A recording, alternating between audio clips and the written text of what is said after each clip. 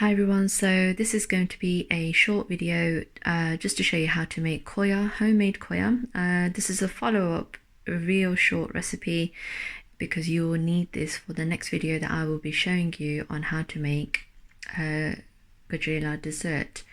And for that you will need khoya. Now khoya is sometimes quite hard to find at the shops, and to be fair, I think even if I could find them in the shops, I would rather make it at home. So I've got all the measurements here. These cups are brilliant, guys.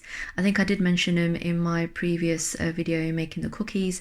It makes it a lot more easier to measure out and cook. You could just kind of get on with it rather than putting things in the scale and then obviously emptying the scale, then adding more ingredients to measure the rest. So with these, you've got all the measurements here, and in here we've got milk, which is half a cup.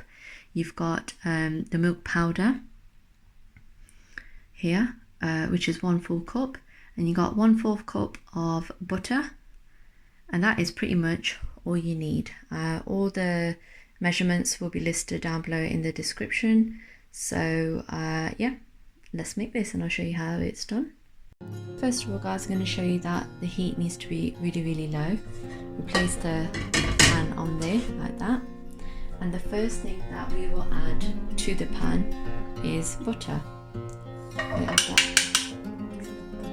all in there. Let the butter melt. We're going to just let that melt away. So once the butter has melted, then you can add your milk.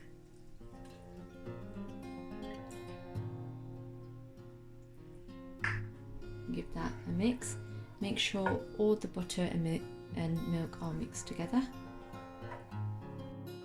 So this, you can see the milk and the butter have melted together pretty well. We've been doing this for 2 minutes. You're going to keep this on low heat, and now you will add the milk powder.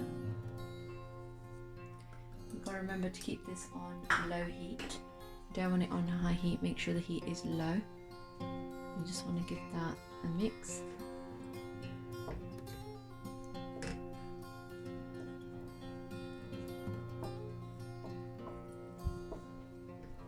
Keeping it on low heat. We're going to keep mixing this until you'll see that it will become a bit doughy and it will start to come away from the pan. And that's when we know to take it off heat. So here you will see it's all coming away from the pan. It's started to look a little bit more doughy, and that's the kind of look you want to go for. So keep stirring it on low heat. Now this looks perfect, so from the back of your spoon start pressing it down just to make sure it's cooked through properly, and now it is all joined together. It is ready to come out of the pan and into the plate.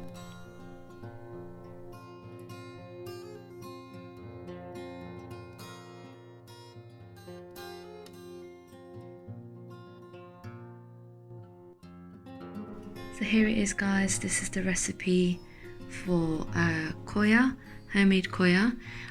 You can store this in an airtight container if you don't need to use it straight away, but obviously let it cool.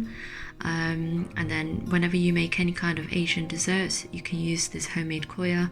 It tastes amazing, doesn't take long at all, and yeah, best of all, it's homemade.